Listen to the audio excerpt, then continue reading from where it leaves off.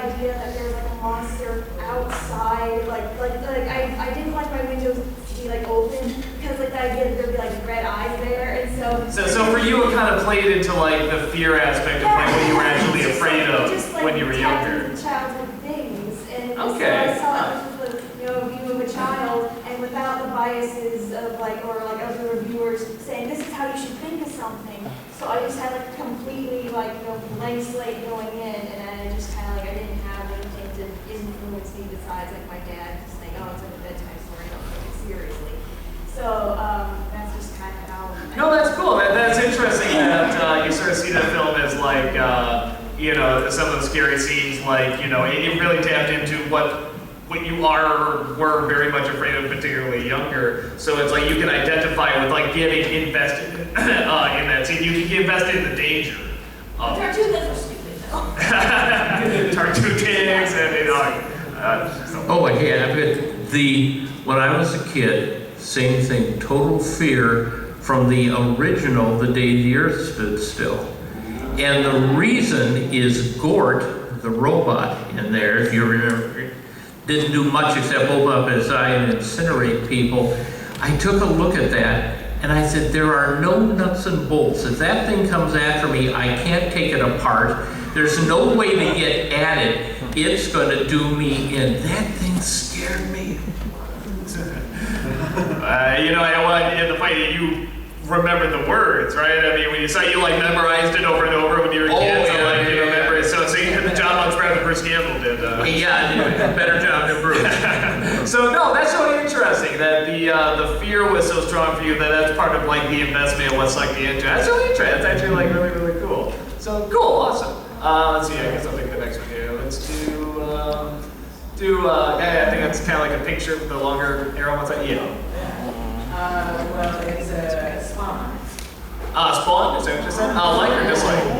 How me and my dad would work is he'd always, when I would always go over to his house, he would try to rent what looked like a scary movie, but he had never read any of the Spawn comics. And I had been into that, so I'm like, it's not a scary movie, Dad. It's just going to be a cool action movie. And we watched it, so I spent very little time with my dad. So when we get into it, I'm like, this is a great movie, right? And he's loving it, I'm loving it, and it's just great. The Violator in there, all the cool effects at the time. It was just awesome. The effects that are actually there are good effects. I mean, those are actually cool. At the time, and now you look at it, and it's like, I could see that they're trying to look like a comic book, maybe, or they were just not good at it. Most people are like, it's not that good of a movie, but I just love the movie. So now, do you actually see it as even though you love it, do you actually see it as a good movie, or are you like, I know it's bad, but I just love it? I get that there are parts in it that are bad, but overall, I still think it's a good movie. I actually liked how the plot of it was Spawn had to come back to get revenge on the CIA guys that killed him, and then he finds that his friend is having, a relationship with his wife, and the Violators there just mixing everything. Yeah, you like how complicated and really kind of crazy the plot gets and everything. Yeah, it's complicated, but it's still a decent one. Wow, that was pretty hard to follow, honestly. It took me a couple times to be like, wait, where are they now? What's going on? It was still hard for me. I wanted to like that movie too, because I love that dude. He's Merlin from the Caliber. What's his name? Sam Neill? Yeah, no. Come on. Okay. He's Merlin from the movie Excalibur. Nickel Williamson. Yeah, Nickel Williamson. He's kind of like the trainer in that. I love that dude, and I like Leguizamo, when he's good. And I thought for what he had to do with that, he was doing pretty good in the makeup and stuff like that. And yeah, it was just a little too complicated, a little too silly for me. But I mean, you're talking about, you used to watch it with your dad all the time, didn't get to spend that much time, so you're just excited to see something with him. And again, watching that movie, even if whether you like it or not, you're always going to be thinking of how cool it was to be watching that, experiencing that for sharing that with your dad. So yeah, and again, if that really is the feeling it gives you, it's who's to say, no, that movie's bad, you can't think that. Feel that, man. I mean, just experience that, don't let that go. I mean, that feeling that movie makes with you, hold on to that feeling, because that's a really special, cool thing. So yeah, no, definitely a good choice there. Jim, let's pick the next one. Oh, me? Thinking about it, this is kind of a weird one to say, just because of the people I encountered around my age group. I would have to say the original Alien. Like or dislike? Oh, I love the movie myself. Like, it was one of the first movies my mom showed me as a kid, so. One of the first movies my dad showed me. All right. But like, I don't know, when I was like growing up, going through high school and all that, not a lot of my friends actually thought the movie was scary. Like, to this day, I'm still terrified of the movie. But like, most of the people I know find it pretty scary. It's a kid. but like, I don't know, like a lot of my friends are like, tell me it's not scary and all this stuff when they watch it. But like, but you know, I ask them what movies they're actually scared of. They say like, oh, movies like Saw and stuff and like that. I'm just like, I don't view those movies as scary. I just view them as really gory crap that is just pure crap. Because like, I like the idea of not being shown anything. You know, back when everything, you know, they didn't have crazy CGI where they could And it was suggested, it was hinted at. Yeah, so like, you know, the fact that, you know, I've been a creative type all my life, so, you know, I have this really crazy imagination, so that made it even more scary, because, like, I'm not knowing what's happening. So, like, that just is just, so I'm trying to imagine what's going on, and it makes it even more scary for me. Yeah, I'm the same way. I like, you know, hints of the scares, but not actually seeing it. The Haunting. Yeah, The Haunting is probably my favorite. The original Haunting. It's about family. My favorite scary movie. And you don't see a thing in that. But, you know, even something like some of the movies you're doing now with, like, I guess it's not now anymore, but like The Ring or something like that, like a lot of that was just sort of these quick images and like, even the girl getting closer to the guy, you don't see what the girl ever does. It's just her getting closer and closer. So that's the kind of stuff I really like. And I think, you know, stuff like Saw is definitely not for me. I get how people can enjoy it and get into it, but I'm with you. I think it's just kind of gore porn, you know, that's just kind of the thing that is. Yeah, I think that's very much that kind of demographic those movies are trying to hit, where I think Alien is trying to hit, you know, an older, you know, I don't want to say more sophisticated, that's kind of pompous, but definitely, like you said, sort of hinting at that, what you don't see, and just giving you little hints and glimpses and stuff like that. It's subtle, maybe that's it, it's more subtle. Saw is not subtle, by any means, where Alien really can be throughout most of it. So, yeah, everyone I know sees it as a classic, so yeah, I think that's that age too, where it's like they want to act tougher and be like, oh, come on, where's the gory shit? Where's that? That's the age where you want everything to be really extreme, and come on, impress me, and throw a bunch of blood and boobs at me or something like that. Yeah, I think part of it's just that age too. I mean, like I said, I loved the movie Alien when I was a kid, but I couldn't think of too many of my friends where we'd be like, wasn't that awesome when this happened? They want me into whatever the new shit was, you know, or whatever the extreme, gory, you know, shocking thing was. You know, Alien's not shocking, you know. Well, his head's a little phallic, but it's not especially shocking. So, no, there's definitely a lot of people that love that movie. Let's see here. Let's do. I guess you did pick. Good. Yeah, guy with the green face. I'm going in the opposite direction. A movie I didn't like that everyone I've ever talked to about it said, oh, it's such a great classic, and I never understood why. Dark Crystal. Oh, yeah. Tell me why, because I'm probably going to agree with you. Honestly, I just kind of felt like I was watching a mopey version it's like of the Labyrinth.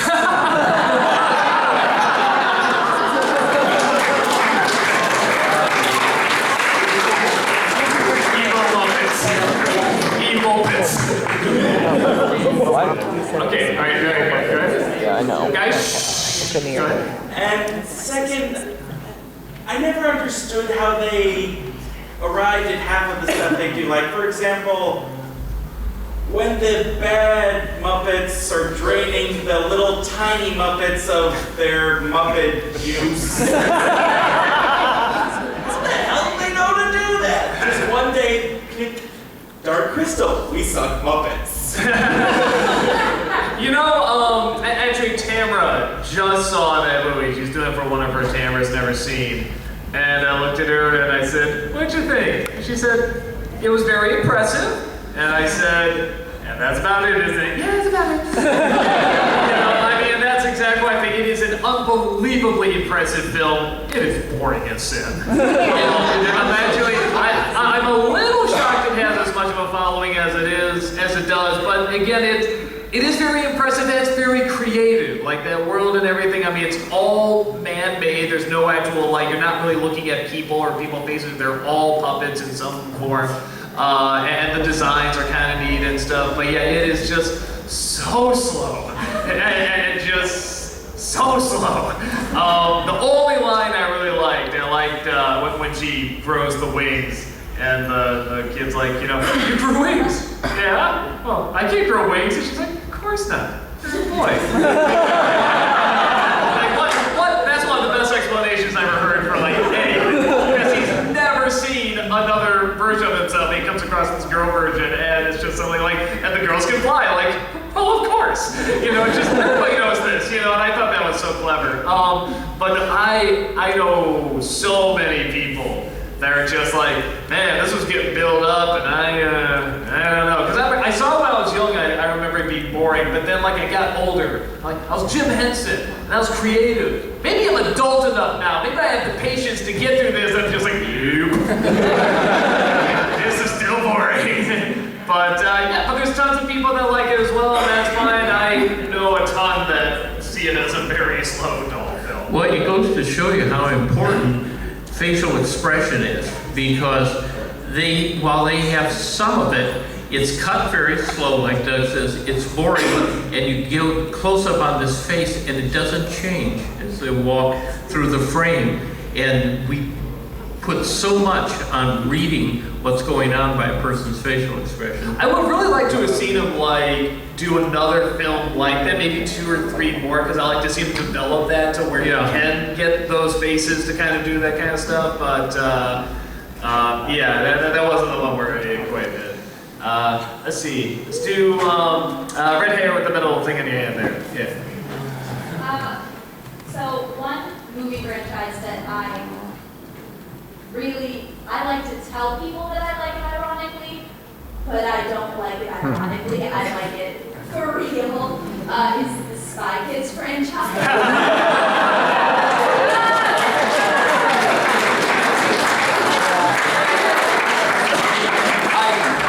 I legitimately like the first film. I think it's a funny, creative film. I can see the second one. I can see it. That's what I'm starting with.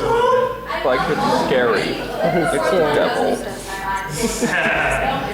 But all 3 of them are just, I get that they're like silly. Guys, go ahead. I get that they're like No, not silly yet. and ridiculous and like weird, but I really kind of love that they're silly and ridiculous and weird, and I love the visuals. I brought the something charging about the plug, weird, so crazy, like story. so we can plug it to your Robert laptop. Rodriguez kind of vibe just like draws me in, and I'm never bored. But by contrast, everyone else loves it obviously, but I really did not like the Avatar movie. Well, wait, the blue cats or the last The airbender? Blue Cats. Okay. Let's not talk about last I one. hate the fact that we have to make that distinction now. Yeah, you're preaching the choir here. Yeah. What, you did like Fern Gully, Pocahontas, Forest last? What? Captain Planet, Fern Gully. No, I didn't remember. Talking to, I forget what the first one was. I didn't see it. The Spy Kids, yeah. I saw that first film, they advertised it like, it's James Bond for kids, and that's how they advertised it. And then, I already got good reviews. I like Robert Rodriguez, so I put it on, and I'm just seeing these thumb people walking around. That is scary. And then you see Alan Cumming doing that creepy ass Willy Wonka song. He's like, you can G by G, and there's these floating eyes and these weird creatures going, and I'm just like, what the bloody hell is this? And that's the stuff I enjoy the most. And I did think there was some really clever writing much.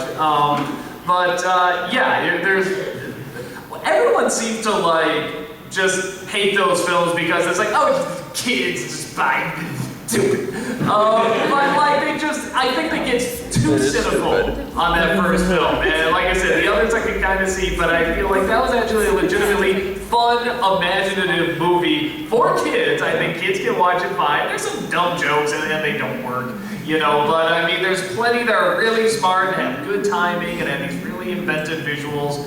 And yeah, I think that at least that first film gets a really bad rap. The Thumb People are classic movie characters that will never be topped. The which ones? The Thumb People. The Thumb People, yeah. Never be topped. And Avatar, yeah, that always comes up in this. There's always people that are just like, I didn't like that movie. I'm like, nobody does. They just think it's pretty and they convince themselves they like it, but I really don't. Everyone I've talked to, it's like, that movie's amazing. Oh, you liked it? Well, I can't say I liked it. You know, it's like they know it's not good. It's just so visually amazing. But the 3D. And the 3D was no, but even the 3D, How to Train Your Dragon, I think did so much better when that came out. I thought that was very, but you really felt like you were on that thing, flying through the canyons and the oceans and stuff. And with Avatar was very impressive. It always looks like you're kind of watching through a window. Yeah. I felt like you're on an airplane looking out. Where with How to Train Your Dragon, you were outside on this thing flying. And I never quite saw a movie that did as well as that. Well, I disagree with you on that one as far as the 3D, because Cameron and You didn't see How to Train Your Dragon in 3D. not Train Your Dragon, the Avatar one. Okay. No, the 3D in there, what I liked about it is that all other 3D up to that point was just like this. You're in a window, you're watching 3D, occasionally they throw a pie or something at you, and it comes through the window. But that one, he was having people walk alongside of you or coming from behind you. You actually could feel at times that you were in the scene. No, there definitely are times. So, cool. Let's see. Well, why don't you pick next one?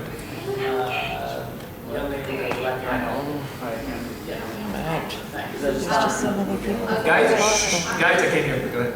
I'm just saying, I did not like the first Pokemon movie. I'm with you.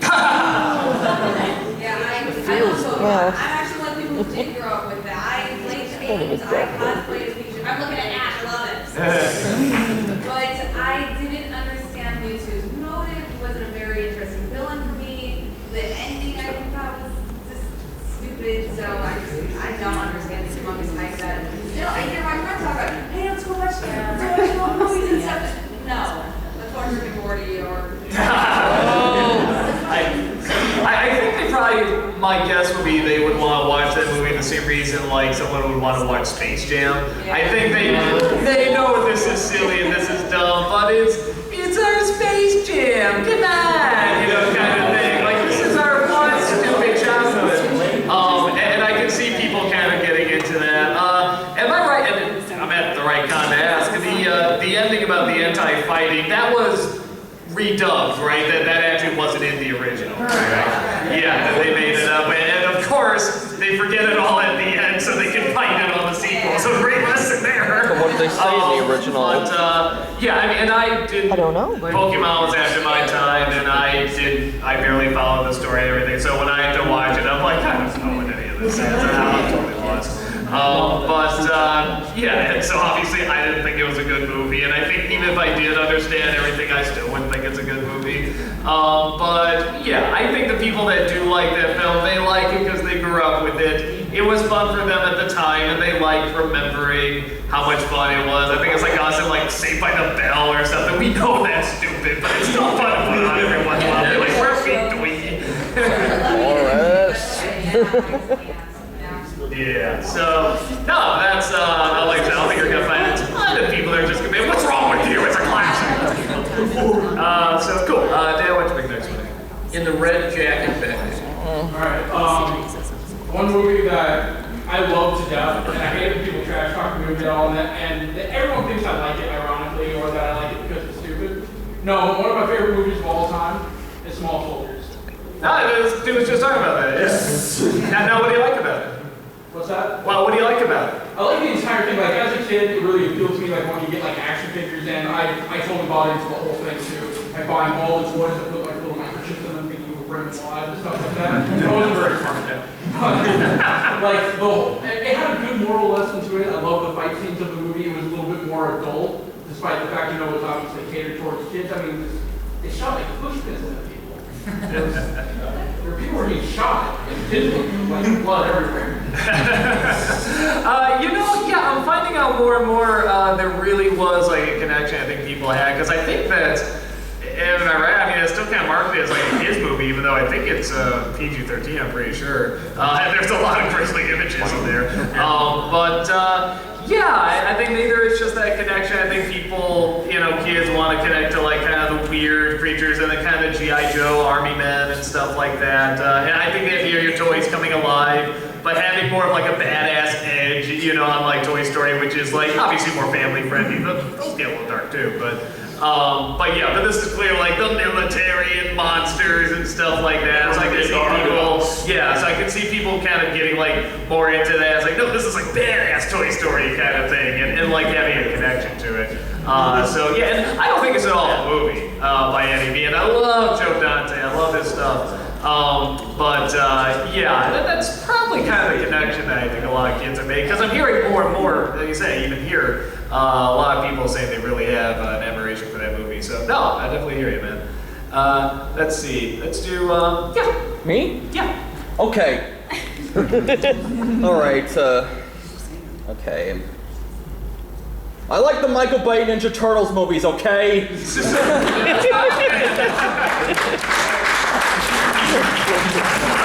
like, he's so brave. He's so brave. He's so brave. What do you like about it?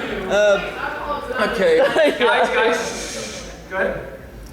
I think it's got decent action, and I think the fighting scenes are really awesome. Though, while it is more CG, in the effects, but I actually think the fighting is done a bit better than the original movie. I mean, the original movie it just had kind of dated, coming out of the 80s effects, and I think they sort of did that better. And, I thought the turtles in this movie were so funny. I loved Michelangelo. Yeah, they did great. Well, he's always like the Joker now. They make Raph like the pissed off guy and stuff. Yeah, Angry I teen. It started with the first movie. They sort of like, because Michelangelo and Raphael were a little too similar in the cartoons. They're like, let's make Raphael like a little bit more like he's really troubled and kind of pissed off and stuff. And it always seemed to follow after that, which I thought was good. I think that was a good addition they did. I mean, those movies did very well, box office wise, and they. I know a lot of people that liked them. I know a lot of people like the second one even more than the first one. I'll admit, there was something really cool about like, I went to the theater. The coolest thing about the second film was waiting for it to start, because I was just sitting there in the theater and they were selling Ecto Cooler at this theater. So it's the first time in several years having Ecto Cooler, waiting for a movie that has the Shredder, the Technodrome, Krang, and Bebop and Rocksteady in a Ninja Turtles.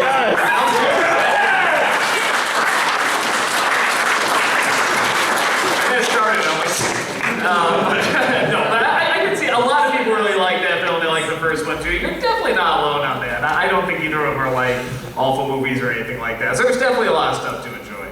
So awesome. Jill, what'd you pick next? Okay, so the movie that I absolutely love, that all my friends hate, is actually League of Extraordinary Gentlemen. All right! I was really entertained by it. I love Sean Connery, and I thought the comedy was hilarious. Did she say League of Extraordinary Gentlemen? Yes, she did. Oh boy. I never read the graphic novel, because I probably would have hated it then. But We never read it. But I really loved it. I was really sad that I didn't get to see like any sequels or anything like that. And then by contrast, the movie I never understood, never got, that received a lot of hype in the anime community is Akira.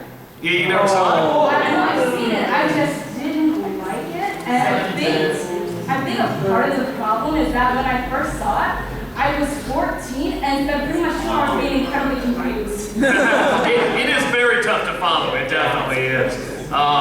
Now it's hard to follow Sleek of Extraordinary Gentlemen, in my opinion. No, you know, actually, I had a problem with, I saw when I was too young and I need to watch it again, Ghost in the Shell. I watched it, I didn't think it was bad, I couldn't follow it. I could not follow it. And I watched it about the same age, about 14. Yeah, I thought Kira's visuals were incredible, and I love that the character's facial expressions actually look different. And then we can charge it at the hotel. As opposed to a lot of That's fine.